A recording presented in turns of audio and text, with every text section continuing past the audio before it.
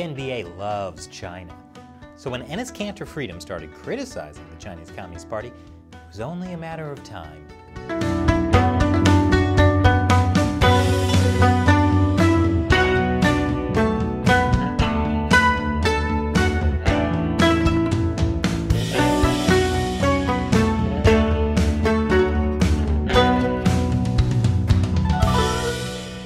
Welcome to China Uncensored. I'm Chris Chappell. I feel like Cassandra, cursed to see the future but powerless to prevent it. For months I've been covering NBA basketball player Enes Kanter Freedom and his ongoing criticism of the Chinese Communist Party. He's shown up to games wearing free Tibet shoes, stop organ harvesting shoes, even a pair showing him holding the severed head of Winnie the Pooh. This is remarkable considering how cravenly the NBA as a whole has kowtowed to the Chinese Communist Party. The NBA has contracts worth billions in China. They do not like their people criticizing China, which is why back in October I said this.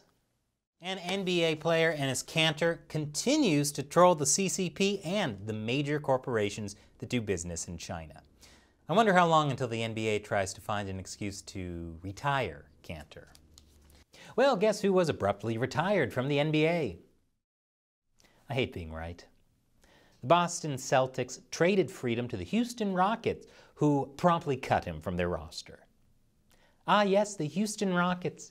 You may remember their former general manager, Daryl Morey. Back in 2019, he tweeted his support for Hong Kong protesters. The owner of the Houston Rockets was not happy. He tried to distance himself from Morey's tweet. Morey eventually left the Rockets. But Morey's one tweet cost the NBA big time in China. They spent months trying to get back in the Chinese Communist Party's good graces. How appropriate that the Houston Rockets would be the one to finally axe Freedom. But Freedom saw it coming. He was already being sidelined, though his coach said that was strictly based on basketball and has nothing to do with his stance against the Chinese government. And here Freedom is in a recent interview with PBS. Do you think they're trying to silence you? Oh, for sure they are. Recently, whenever I have a conversation with someone from the NBA or one of my ex-teammates, they're like, listen, this is your farewell tour. Have fun with it, enjoy it. I hope you win a championship because I don't think you're going to sign another contract after this year.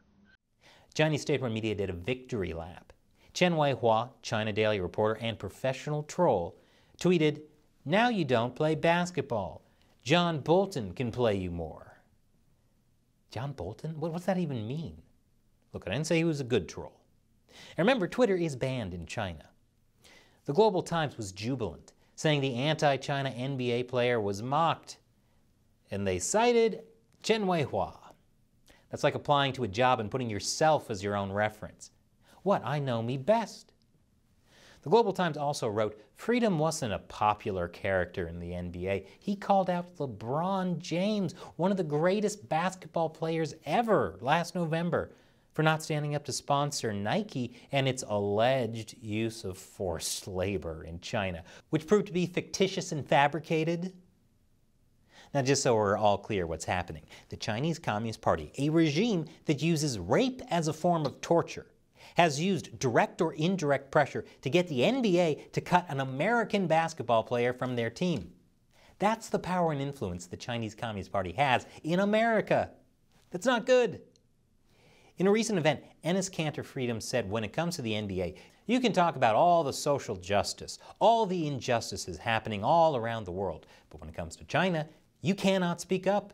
If you do, then you'd have to face the consequences. He's got a point. Once upon a time, he was celebrated for speaking out against the Turkish government's human rights abuses. But once he started talking about China, the pressure on him ramped up. But I don't think being booted from the NBA is going to silence him. In November, he tweeted this video with the message, "Keep limiting me on the court, I will expose you off the court." And he's just been nominated for a Nobel Peace Prize for speaking out against China. Which can mean only one thing. The CCP is going to attack Norway, or at least punish Norway like the time they cut off Norway's salmon imports as revenge for a Chinese dissident winning the Nobel Peace Prize, despite the fact that the Nobel Peace Prize is not issued by the Norwegian government. The Chinese Communist Party doesn't care. And they didn't just target Norwegian salmon. They also abandoned bilateral free trade talks with Norway and froze diplomatic relations too. So what did the Norwegian government do? They spent years groveling to the Chinese Communist Party, trying to restore diplomatic ties and economic trade. Norwegian officials even refused to meet with the Dalai Lama in 2014. Norway's prime minister said it was because, specifically, they wanted to improve ties with China. But don't worry, it's not because China told Norway not to meet with the Dalai Lama. No, Norwegian officials came to that conclusion themselves, because they knew that the Chinese regime would be even more upset with them if they did meet with him. Here's what the Prime Minister told Norwegian media. It's not as if China said that we cannot meet with the Dalai Lama. We just know that if we do so, we're going to remain in the freezer for even longer. So Norwegian officials were anticipating what would make the Chinese regime angry and were preemptively changing their behavior. That doesn't make it better. In fact, that makes it so much worse. Which brings me back to Enes Kanter Freedom in the NBA. I'm not saying the Chinese Communist Party told the NBA to cut Freedom in the middle of the NBA season. The NBA just knew that if they didn't cut Freedom, they would be in even more trouble with the Chinese regime, which is so much worse. But maybe it will work out for the NBA, just like it worked out for Norway. After 6 years of groveling, Norway was finally able to normalize ties with China again, and salmon exports were booming. Until China blamed Norwegian salmon for a coronavirus outbreak. And that's the lesson, kids. If you don't stand up to the Chinese Communist Party, they're going to keep walking all over you.